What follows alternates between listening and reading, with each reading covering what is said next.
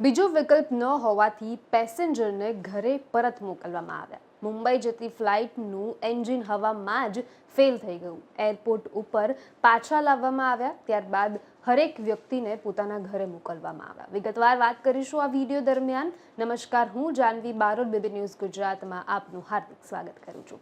Ahmedabad airport ઉપર ગુરુવારે રાત્રે મુંબઈ માટે ફ્લાઇટ ટેક ઓફ થવાની થોડી ક્ષણોમાં જ પાયલોટે ઇમરજન્સી જાહેર કરી હતી. આ મેસેજને પગલે ફ્લાઇટમાં સવાર 50 પેસેન્જરનો જીવ તાળવે ચોંટી ગયો હતો, કેમ કે આ ફ્લાઇટનું એક એન્જિન હવામાં જ બંધ થઈ ગયું હતું. આ પાયલોટની સુરક્ષાના કારણોસર તાત્કાલિક જ એર ટ્રાફિક કંટ્રોલ રૂમ સાથે સંપર્ક કરવામાં આવ્યો. ફ્લાઇટને પરત અમદાવાદ એરપોર્ટ ઉપર લાવવાની પરમિશન લેવામાં આવીને ત્યારબાદ ઇમરજન્સી લેન્ડિંગ કરાવવામાં આવ્યું.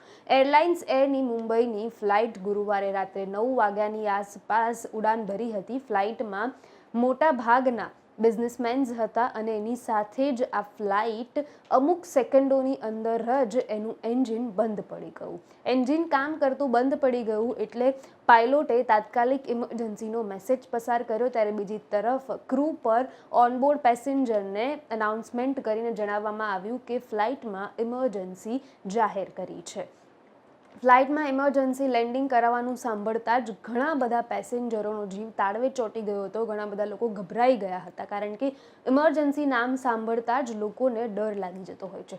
પણ આ દરમિયાન આ વિમાનને ટેકનિકલ ચેક પણ કરવામાં આવ્યું હતું અને તરત પાછું મોકલવામાં આવ્યું હતું. ત્યારબાદ અમદાવાદ એરપોર્ટ ઉપર આવ્યા પછી ગ્રાઉન્ડ પર જેવું ઉતર્યું ત્યારબાદ હરેક પેસેન્જરને પર્સનલી ઘરે પાછા મોકલવામાં આવ્યા હતા.